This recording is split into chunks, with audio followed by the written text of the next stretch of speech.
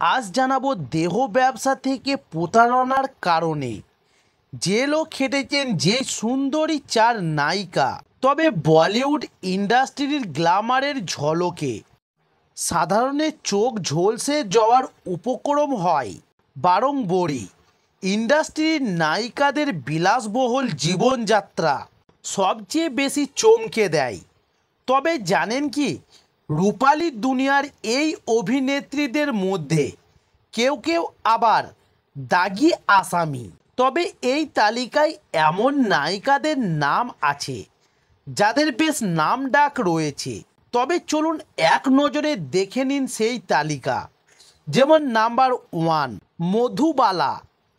তবে 60-এর দশকের বলিউডের সব থেকে সুন্দরী অভিনেত্রী ছিলেন মধুবালা।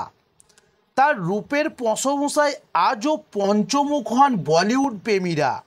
তবে কেউ কেউ আবার তার চেহারার সঙ্গে বাংলার মহানায়িকা সুচিত্রা সেনের অনেক মিল খুঁজে পান। তবে জানেন কি, 2057 সালে মধুবালাকে জেলের ঘানি টানতে হয়েছিল।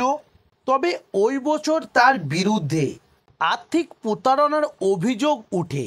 বলিউডের একজন প্রযোজক অভিযোগ করেন যে একটি ছবির জন্য নাকি অগ্রিম টাকা নিয়েছিলেন অভিনেত্রী, কিন্তু পরে তিনি সেই টাকা ফেরত দিতে অস্বীকার করেন।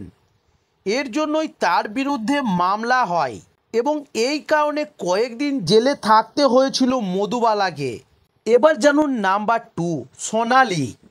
তবে বলিউডের যে সুন্দরী অভিনেতারা জেলের ঘানি টেনেছিলেন তাদের মধ্যে সোনালি আছেন।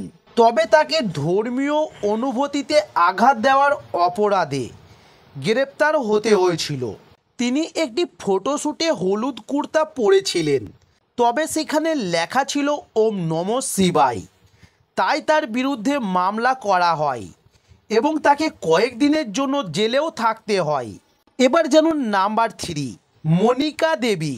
তবে বলিউড এবং টিভি ইন্ডাস্ট্রির সুন্দরী এই নায়িকাকেও জেলে থাকতে হয়েছিল। তার সঙ্গে আবু সালেম নামের এক আন্ডারওয়ার্ল্ড ডনের প্রেম ছিল। 2022 সালে তাকে এবং তার প্রেমিকাকে কালোবাজারি ব্যবসার সঙ্গে যুক্ত থাকার জন্য অপরাধে গ্রেপ্তার করা হয়।